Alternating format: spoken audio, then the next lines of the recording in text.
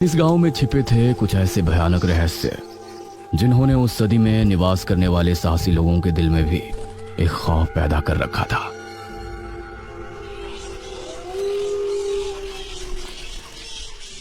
आज तो बहुत दिनों के बाद मित्रों से मिलना हो रहा है, बहुत आनंद आएगा। अरे मदन, कहाँ जा रहा है इस समय? पिताजी, मेरे मित्रों से इतने दिनों बाद मिलना हो रहा है। वो सुबह होने पर वापस नगर चले जाएंगे। अरे तुझे पता नहीं क्या, आज शनिवार की रात है। आज के दिन निशिर मोलो गांव में घूमते हैं। पिताजी, चाहे निशिर मोलो आए या नरकासुर, मुझे आज मेरे मित्रों से मिलने से कोई नहीं रोक सकता। ठीक है, लेकिन ध्यान रहे, जैसे ही तुमको उनके कदमों की आहट सुनाई दे और उनका वो मंत्र जिसको वो दोहराते हुए आगे बढ़ते हैं, तो उन्हें बिना देखे किसी ऐसी जगह छिप जाना जहां से ना वो तुमको देख सके ना तुम उनको। और जब तक उनकी आवाज आना बंद ना हो जाए, उनके सामने नहीं आना।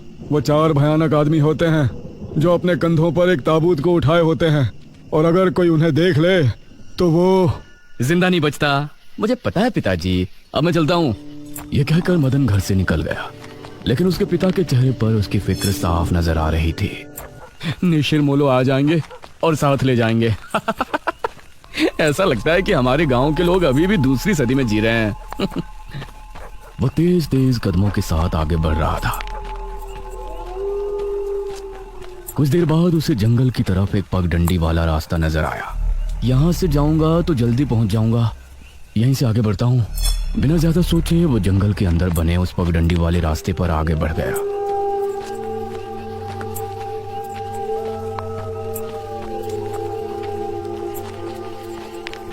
आज तो बहुत मजा आने वाला है, मिलकर खूब मदिरा पान भी करेंगे। तभी उसे भारी कदमों की आहटों के साथ कुछ आवाजें सुनाई देने लगी। इन आहटों और आवाजों को सुनकर वह एकदम से चौंक पड़ा और उसकी आंखें डर से बड़ी हो गईं। हे भगवान! वो जल्दी से झाड़ियों की तरफ भागा और उनमें छिपकर बैठ गया। वो झाड़ियों की ऊंट में बैठा लंबी लंबी सांस ले रहा था। वो आवाजें अब और ज्यादा साफ होने लगी थी। उसे यकीन था कि अब वो लोग उसके करीब ही आ रहे हैं। उसने धीरे धीरे छिपकर अपनी एक आंख से उनको देखा और वो हैरान रह गया।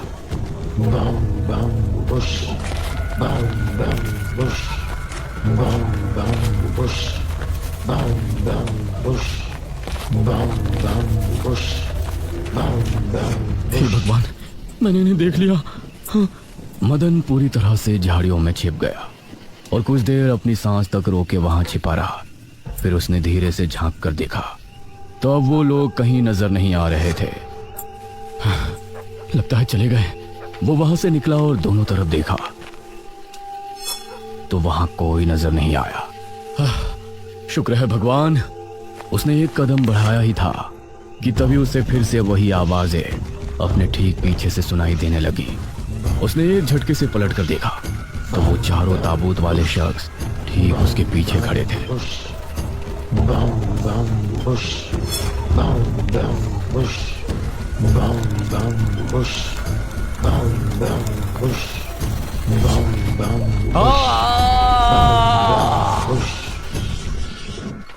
इस तरफ जब देर रात भी मदन वापस नहीं लौटा तो उसके पिता को उसकी चिंता होने लगी।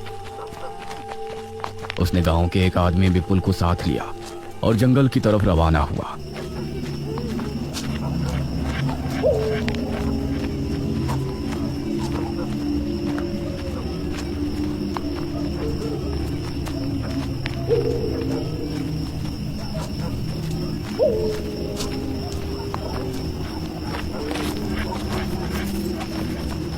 काफी देर बाद एक बरगद के पेड़ के पास जाकर उनके कदम रुक गए और आंखें खौफ से फट पड़ी।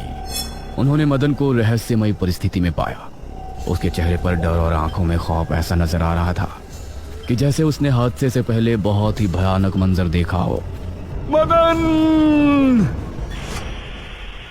400 साल बाद अंधेरा जंगल, सुनसान रास्ता, चारों तरफ सिर्फ पेड़ पौधे और कोहरा। मेघना उनके बीच अकेली खड़ी थी। कोई है क्या? यहाँ कोई है? उसने कुछ कदम आगे बढ़ाए।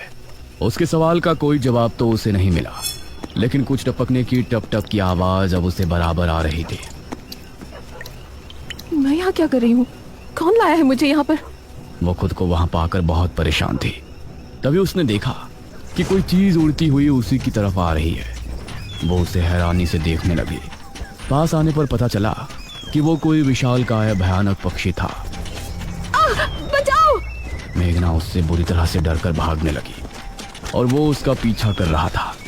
मेघना ने उसे पीछे पलटकर देखा तो वो उसको पकड़ने ही वाला था, लेकिन तभी मेघना एक पेड़ से टकराई। उसने देखा कि उस पेड़ से हरे रंग का पानी टपक कर नीचे गिर रहा था। मेघना उस हरे पानी को गौर से देख रही थी। तभी अरे ओ मेघना, उठ जा यार, कब तक सोएगी? मेघना आंखें मलते हुए नींद से जागी। उसने देखा कि सुबह के 9 बज चुके थे। ओह शिट, हम तो लेट हो गए। तूने मुझे उठाया क्यों नहीं? मेघना अपनी एक पार्टनर इशिता के साथ दिल्ली में रह रही थी, जहां वो एक लैब में काम किया करती थी। दोनों ने साथ नाश्ता किया और फिर तैयार होकर अपनी लैब के लिए निकल गई।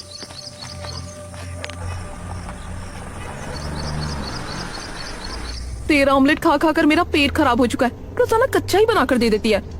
शुक्र मना कि कच्चा भी खाने को मिल तो रहा है। तेरे भरोसे रहेंगे तो वो भी नहीं मिलने वाला। सोकर ही 9 बजे उठती है।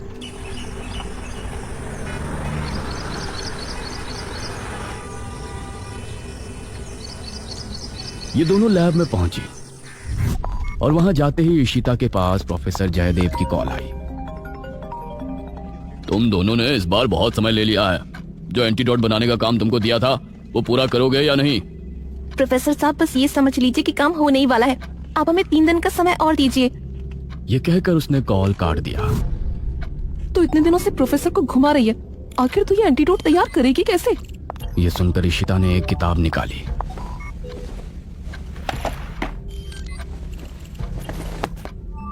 यार देख ये किताब, इसमें बहुत से ऐसे लिक्विड के बारे में लिखा है जिनकी कहानी पुरानी दंत कथाओं और लोक कथाओं से जुड़ी है। तो तू कहना क्या चाहती है?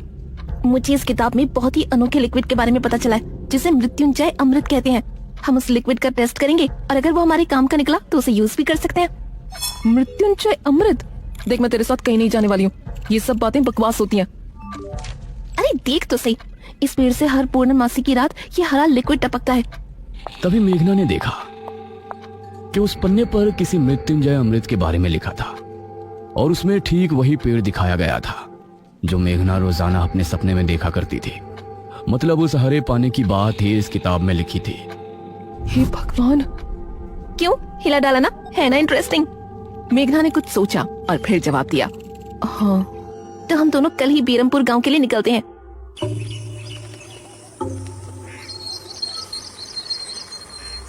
ये दोनों अगली सुबह ही बस से बेरमपुर के लिए निकल गई।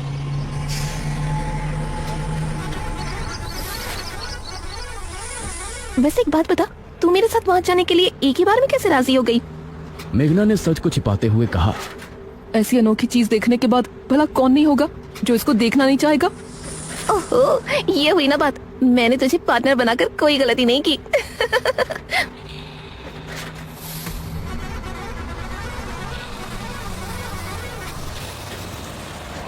ये दोनों 5 घंटे के सफर के बाद एक जगह उतरी। इनके ठीक सामने एक बड़ा सा गेट था जिस पर नाम लिखा था बेरमपुर। इशिता और मेघना ने जैसे ही गेट के अंदर कदम रखा तो अचानक से मौसम बदला। सूरज मानो बादलों के पीछे छिप गया और एक हवा अपने साथ आंधी ले आई। अरे वाह, गांव का मौसम तो बहुत ठंडा है। इधर गांव के लोग भी अचानक बदलते मौसम को देखकर हैरान रह गए। अरे ये क्या, अभी तक तो काफी गर्मी थी, ये अचानक आंधी कहां से आ गई? मुखिया जी, लगता है बारिश भी जरूर आएगी। इधर मेघना और इशिता दोनों ही गांव की तरफ बढ़ रही थी। यार ये गांव के लोग ठीक तो होंगे ना? गांव के लोग तो ठीक ही होते हैं, अजीब तो हम शहर वाले होते हैं। ये बात तो तूने बिल्कुल पते की कही। इशिता और मेघना दोनों गांव के चौक पर पहुंची। वहां एक कुआं भी था और वहीं मुखिया भी 2 आदमियों के साथ खड़ा था। अरे बच्चियों, तुम दोनों कौन हो? अब नमस्ते जी, मेरा नाम इशिता है और ये है मेरी दोस्त मेघना। अच्छा बेटा, वैसे हमारे गांव में किस वजह से आना हुआ? वो असल में वो अंकल, हम लोगों को अपनी स्टडी के लिए 5 गांवों के बारे में लिखना है, इसलिए हम लोग यहाँ आए हैं। इसके बाद और 4 गांवों में जाएंगे। ओह अच्छा, फिर तो ठीक है बच्चों, हम तुम्हारी जितनी हो सके उतनी मदद करेंगे। जी अंकल, क्या हमें यहाँ कुछ दिन के लिए रहने के लिए कोई घर मिलेगा किराए पर? अरे बच्चों, तुमको किराए की घर की क्या जरूरत है? तुम दोनों जब तक चाहो मेरे ही घर में रह सकती हो। ठकुराइन वैसे भी लड़कियों से बहुत प्यार करती है।